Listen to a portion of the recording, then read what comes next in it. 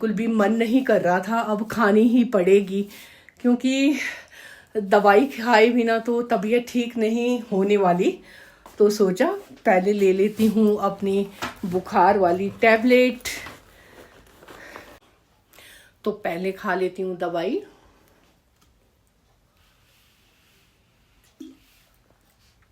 एकदम ठंडा पानी है। तो आज मेरी तबीयत बिल्कुल भी ठीक नहीं है, सुबह से लेकर काफ़ी ज़्यादा बुखार है। तो अभी शाम के बजे है 5। सोचा आज के ब्लॉग की शुरुआत कर ही लेती हूँ जैसे तैसे, क्योंकि हमें कम से कम कपड़े साथ डालने चाहिए क्योंकि बहुत मुश्किल होता है बैग कैरी करना और घूमना, खुद अपने आप उठाना पड़ता है। काफ़ी सारे लोग हताश हुए थे। उन्होंने बोला, जैसे ही हम लोग गए तो मिले उन लोगों से, तो उन्होंने बोला रास्ता टूट चुका है, तो अब तो बेड़े डालने का कोई टाइम नहीं है। पता नहीं कब जैसे तैयार होगा, कब जैसे रास्ता लगाएंगे। तो 2 बार रास्ता टूट चुका था वहाँ पे। तो फिर हम लोगों ने फटाफट से पिताजी को कॉल किया, बोला कि चलो हम चलते हैं सोलन वापस। तो हम लोग वहाँ से 4 बजे चले। बेड़े महाराज का कोई पता नहीं था कितने बजे डलना था। तो हम लोग तो कि नहा के जो है ना फ्रेशनेस फील होता है जब हम लॉन्ग ड्राइव करके आते हैं, लंबा सफ़र तय करके आते हैं, तो हमेशा ही नहाना चाहिए जिससे हमारे शरीर की नसें जो है ना खुल जाती है। तो बस मैं नहाने चली गई। मेरे हस्बैंड ने तब तक प्याज लहसुन वगैरह सारा मसाला तैयार करके रखा था। तो फिर हमने फटाफट से पुलाव बनाया। रॉक्सी को ले गई थी श्रुति अपने ससुराल, वो भी अकेले बिल्कुल भी नहीं रहती है। तो बेचारी रॉक्सी क्योंकि बुजुर्ग भी हो चुकी है, हमने इतनी बचपन से ही पाली थी, बहुत छोटी सी लेकर आए थे उसको। 1-1.5 में थोड़ी थोड़ी पैकिंग कर लेती हूँ, जो जो मुझसे हो पड़ेगा आज वही सब करूँगी। क्योंकि सफ़र में कपड़े जो है ना नास मार जाते हैं और हालत ख़राब हो गई मेरी। एकदम नई सी स्वेटर, और ये पता मैंने चूड़ियाँ पहनी थी, और तो चूड़ियाँ थोड़ी सी चुभने वाली थी, उसमें कपड़े फंसने वाले थे, तो उससे हल्के हल्के धागे जो है ना वो निकलते रह गए और मेरा सूट भी खराब हुआ और पूरे बेड पर कपड़े ही कपड़े बिखरे हैं। तो अब समेटती हूँ इनको, कुछ कपड़ों में प्रेस भी करनी है। हेलो एवरीवन, नमस्ते। कैसे हैं आप सब? उम्मीद करती हूँ आप सब अच्छे होंगे। मैं भी बढ़िया हूँ। बढ़िया तो नहीं कह सकती क्योंकि मेरी शक्ल पर नज़र आ रहा होगा आप सभी को, मुझे चढ़ा है फीवर। तो आज मेरी तबीयत बिल्कुल भी ठीक नहीं है, सुबह से लेकर काफ़ी ज़्यादा बुखार है। तो अभी शाम के बजे है 5। सोचा आज के ब्लॉग की शुरुआत कर ही लेती हूँ जैसे तैसे, क्योंकि बहुत सारे चाहने वाले होते हैं जिनको हमारी वीडियोस का इंतज़ार रहता है। तो बस उन्हीं के लिए ही उठी हूँ अभी मैं वीडियो बनाने के लिए। तो शाम के बज चुके हैं 5। सूर्यदेव भी छुपने ही वाले हैं। मैं दिखाती हूँ, आज काफ़ी अच्छा मौसम था यहाँ का। अब जो है ना धूप जाने वाली है, अंदर से ही नज़र आता है हमारे वो। ये देख लो, बहुत ही अच्छा नज़ारा है इस टाइम। ये देख लो, सूर्य भगवान जी छुपने ही वाले हैं थोड़ी ही देर में। बाहर दौड़ रही है रॉक्सी। रॉक्सी आज बहुत ज़्यादा शोर कर रही है क्योंकि आज आए थे काफ़ी सारे डॉग्स दूसरी कॉलोनी के। तो ये देख लो। तो बस मैं उठ चुकी हूँ अपने बिस्तर से, सुबह से लेटी थी, कुछ भी काम नहीं किया है। तो अब दवाइयाँ खाने का बिल्कुल भी मन नहीं कर रहा था, अब खानी ही पड़ेगी क्योंकि दवाई खाए बिना तो तबीयत ठीक नहीं होने वाली। तो सोचा पहले ले लेती हूँ अपनी बुखार वाली टैबलेट। मेरी दवाइयाँ जो है ना यहाँ बैग में ही थी। जिस दिन हम भूंडा महायज्ञ को गए थे तो मैं सारी दवाइयाँ साथ लेकर गई थी। तो बस वही ढूंढ रही हूँ कहाँ पड़ी है। काफ़ी सारे पॉकेट है, मिल गई जी, मिल गई। तो ये दवाइयाँ मेरे साथ रहती है, कुछ बुखार की है, कुछ दर्द की है। तो मैं खाने वाली हूँ बुखार की टैबलेट। तो पहले खा लेती हूँ दवाई।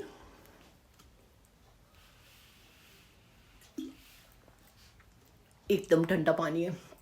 मुझे पानी गर्म कर देना चाहिए था।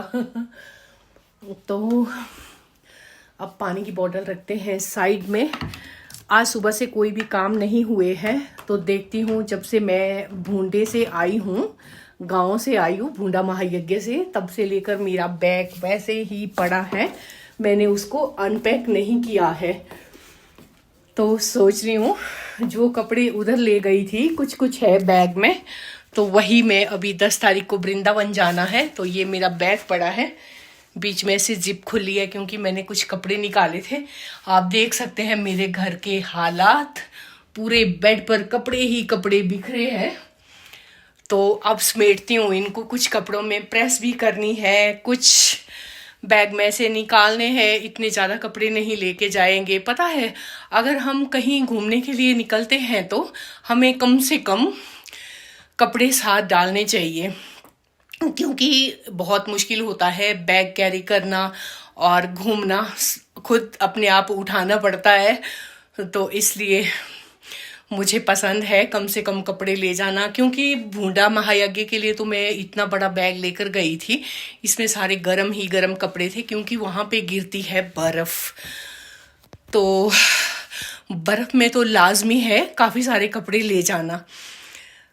तो वैसे तो हम लोग दूसरे ही दिन आगे थे वापस, कोई मज़ा नहीं आया है वहाँ पे जाने का, क्योंकि इतना क्राउड था, इतने सारे लोग थे और सिस्टम भी बिल्कुल बेकार था वहाँ का, क्योंकि कोई टाइम ही नहीं था शिखा फेर का। हम शिखा फेर वाले दिन गए थे, जब शिखा फेर होनी थी तो दिन दिन में होती है, तो उन्होंने कब करी है रात को, क्योंकि आधे से ज़्यादा लोग तो उठकर चल दिए थे अपने अपने घरों के लिए, क्योंकि अंधेरा भी हो गया था, रात को कहाँ ऐसे फंक्शन होते हैं। तो ठंड का टाइम था तो आधे आधे लोग निकल गए थे। फिर दूसरे दिन सोचा मैंने मैं आती हूँ वापस सोलन की ओर। तो सिस्टर ने आने नहीं दिया है मुझे सोलन, उसने बोला नहीं नहीं आज हमने देखना है बेड़ा, जब बेड़ा डालते हैं ना रस्से पे बेड़ा महाराज जी को, तो बस वही अटेंड करके आएंगे। तो हुआ यूं, हम भी चल पड़े दलगांव की ओर। जैसे ही वहां पहुंचे तो काफी सारे लोग हताश हुए थे। उन्होंने बोला, जैसे ही हम लोग गए तो मिले उन लोगों से, तो उन्होंने बोला रस्सा टूट चुका है, तो अब तो बेड़े डालने का कोई टाइम नहीं है, पता नहीं कब जैसे तैयार होगा, कब जैसे रस्सा लगाएंगे। तो 2 बार रस्सा टूट चुका था वहां पे।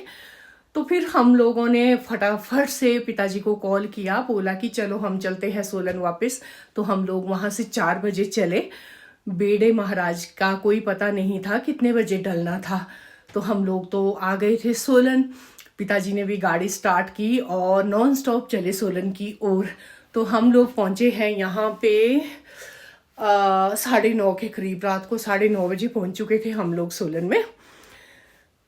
तो घर पे हस्बैंड थे, उन्होंने भी काफ़ी हेल्प की खाना वाना बनाने में। हमने उस दिन रात को पुलाव ही बनाया था, क्योंकि वो सबसे इजी होता है बनाना। प्याज टमाटर वगैरह मेरे हस्बैंड ने काट के रखे थे, और मैं जाते ही नहाने चली गई थी, क्योंकि नहा के जो है ना फ्रेशनेस फील होता है जब हम लॉन्ग ड्राइव करके आते हैं, लंबा सफ़र तय करके आते हैं, तो हमेशा ही नहाना चाहिए, जिससे हमारे शरीर की नसें जो है ना खुल जाती है। तो बस मैं नहाने चली गई, मेरे हस्बैंड ने तब तक प्याज लहसुन वगैरह सारा मसाला तैयार करके रखा था। तो फिर हमने फटाफट से पुलाव बनाया। रॉक्सी को ले गई थी श्रुति अपने ससुराल, वो भी अकेले बिल्कुल भी नहीं रहती है। तो बेचारी रॉक्सी, क्योंकि बुजुर्ग भी हो चुकी है, हमने इतनी बचपन से ही पाली थी, बहुत छोटी सी लेकर आए थे उसको 1-1.5 महीने की, तब से लेकर अब वो जो है ना 13-14 साल की हो चुकी है, अब तक हमारे पास है। ऊपर से उसका पैर भी फ्रैक्चर है, तो उसको अकेले हम बिल्कुल भी नहीं छोड़ सकते हैं। तो श्रुति को बहुत दया आई रॉक्सी के ऊपर। जब मैं नहीं थी तो वो सुबह अपने ससुराल जाती थी, शाम को इधर आती थी, यही फ़ायदा होता है नज़दीक का। तो जब वो शाम को पहुंची घर तो देखा रॉक्सी एकदम टैंकी के नीचे छुपी थी छत पे। टैंकी भी लीक करती है, पानी की टैंकियाँ, तो पानी काफ़ी सारा जमा हुआ था टैंकी के नीचे। तो रॉक्सी पूरी तरह से गीली हो चुकी थी, कीचड़ ही कीचड़। तो सबसे पहले तो श्रुति को रोना आ गया उसको देख के। फिर उसने बड़े प्यार से नीचे उतारा और दूसरे दिन ले गई अपने ससुराल। तब को तो मैं भी पहुंच गई थी। जैसे ही मैं पहुंची तो कॉल किया उसने कि मम्मा आप पहुंच गए। मैंने बोला हाँ मैं पहुंच गई। तो वैसे ही उसने और अमन ने रॉक्सी को गाड़ी में बिठाया और ले आए घर में। जैसे ही यहाँ पे पहुंची ना रॉक्सी, अरे वाह, इतनी खुश हुई है मुझे देख के कि मैं बता नहीं सकती। बहुत ज़्यादा खुश हुई है रॉक्सी मुझे देख के। तो खाना वाना तो वो वहीं से खा के आई थी श्रुति के ससुराल से। तो यहाँ पर मैंने भी उसको थोड़ा बहुत जो भी था खाना उसको दे दिया था, फिर खा लिया था उसने। मुझे लगा खाएगी नहीं पर खा ही लिया था। उसके बाद बस रेस्ट किया। तब से लेकर मैं बीमार ही पड़ी हूँ। अभी भी देखो मेरा फेस एकदम से रेड है और बहुत ज़्यादा गर्म है, काफ़ी बुखार चढ़ा है। तो मेरे पास कल का दिन बचा है, परसों जाना है हम लोगों ने वृंदावन। तो देखती हूँ वृंदावन के लिए क्या क्या कपड़े ले जाए, क्योंकि ऊपर तो गांव में बहुत ज़्यादा ठंड थी, बर्फ़ भी गिरी हुई थी। तो वृंदावन की तरफ तो इतनी ज़्यादा ठंड नहीं रहने वाली, तो उस हिसाब से मैं कपड़े डालूंगी। अब जाना तो पड़ेगा ही, टिकट बुक करवाई है मैंने अपनी, और मेरे साथ और काफ़ी सारे लोग जा रहे हैं। सभी लोग मेरे साथ जाने के लिए तैयार हो गए थे, तो सबकी टिकट करवाई हुई है। अगर मैं कैंसिल करूँगी तो कोई भी नहीं जाएगा, मुझे ऐसे लगने वाला है। तो उन सभी के लिए मुझे जाना है और ठीक होना है। आज टैबलेट खा लेती हूँ ताकि मैं कल के लिए एकदम स्वस्थ हो जाऊँ। तो देखती हूँ, थोड़ी थोड़ी पैकिंग कर लेती हूँ, जो जो मुझसे हो पड़ेगा आज वही सब करूँगी। क्योंकि सफ़र में कपड़े जो है ना नास मार जाते हैं और हालत ख़राब हो गई मेरी। एकदम नई सी स्वेटर, और ये पता मैंने चूड़ियाँ पहनी थी और तो चूड़ियाँ थोड़ी सी चुभने वाली थी, उसमें कपड़े फंसने वाले थे, तो उससे हल्के हल्के धागे जो है ना वो निकलते रह गए और मेरा सूट भी ख़राब हुआ और मेरी कोटी भी ख़राब हुई। फर्स्ट टाइम पहनी थी और ख़त्म, नाश हो गया मेरे कपड़ों का। तो बस अब आइंदा कभी ऐसी चूड़ियाँ वेयर नहीं करूँगी। तो अब वेयर तो नहीं पर कभी डालूंगी नहीं इस कड़े के अलावा। ये मेरा चांदी वाला कड़ा है, बस इसी को ही मैं हमेशा ज़्यादातर पहन के रखती हूँ और बाकी दूसरी चीज़ें नहीं। तो फिर मन कर गया, जैसे जाना है कभी के बार काफ़ी सारे लोगों के बीच रिश्तेदारी में, तो लोग अच्छा नहीं मानते हैं। जो शादीशुदा औरतें होती है ना, सुहागिनें, तो उनको पूरे श्रृंगार में देखना ही पसंद करते हैं। तो मुझे श्रृंगार करना बिल्कुल पसंद नहीं है, मैं कभी भी नहीं। आपने देखा होगा बिंदी तक नहीं लगाती हूँ मैं, क्योंकि मुझे होती है एलर्जी, हर चीज़ से एलर्जी होती है। बस सिर्फ और सिर्फ कान में पहन के रखती हूँ टॉप्स, और इसके अलावा कुछ भी नहीं। तो बातें हो चुकी है बहुत ज़्यादा, अब करती हूँ काम। आप सभी से मिलूंगी नेक्स्ट वीडियो में, और फटाफट से कुछ तैयारी आज करती हूँ कपड़े वगैरह तय करने की, और कुछ कल करूँगी। देखती हूँ कैसे कैसे होता है। बस मैंने दवाई खा ली है, भगवान करे मेरा बुखार जल्दी से उतर जाए। और रात को डिनर भी बनाना है, अपना भी और अपने हस्बैंड का भी।